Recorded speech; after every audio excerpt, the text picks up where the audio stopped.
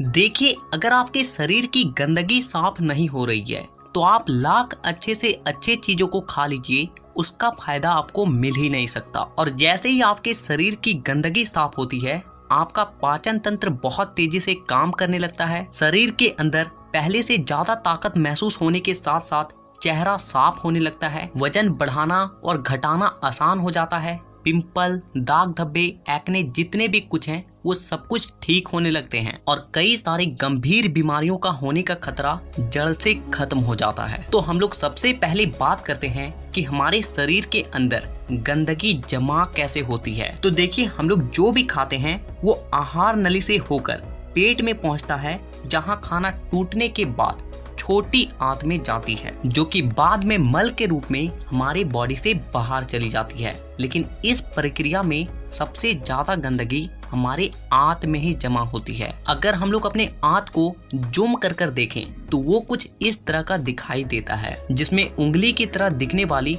छोटी छोटी उभार होती है, जो कि एक फिल्टर के तरह काम करती है, क्योंकि इन उभार के अंदर नसें होती है जो कि हमारे शरीर के अलग अलग हिस्सों से जुड़ी होती है और इसी नस के जरिए खाने में मौजूद पोषक तत्वों को खींचकर खून में और हमारे शरीर के अलग अलग हिस्सों तक पहुंचाया जाता है। लेकिन जब हम लोग जाने अनजाने में गलत तरीके के खाने का इस्तेमाल करते हैं तो वो हमारे आंतों में चिपकने लगती है और धीरे धीरे दीवार पर एक मोटी परत बनाकर जमा हो जाती है, जिससे कि जब हमारी आंतें खाने में मौजूद पोषक तत्वों को खींचती है तो उसके साथ साथ गंदगी भी हमारे खून में मिल जाती है और फिर शरीर के अलग अलग हिस्सों में जाकर ये गंदगी जमा हो जाती है। जब ये गंदगी खून के जरिए हमारे लीवर तक पहुंचती है तो फैटी लीवर और जॉन्डिस जैसी बीमारियां होती है। जब ये किडनी में जमा होती है तो किडनी स्टोन और फेफड़े में जमा होने से अस्थमा, और जब खून के जरिए दिल तक पहुंचती है तो कोलेस्ट्रोल और हमारी नसों में ब्लॉकेज पैदा होती है। और जब ये गंदगी हमारे स्किन में पहुंचती है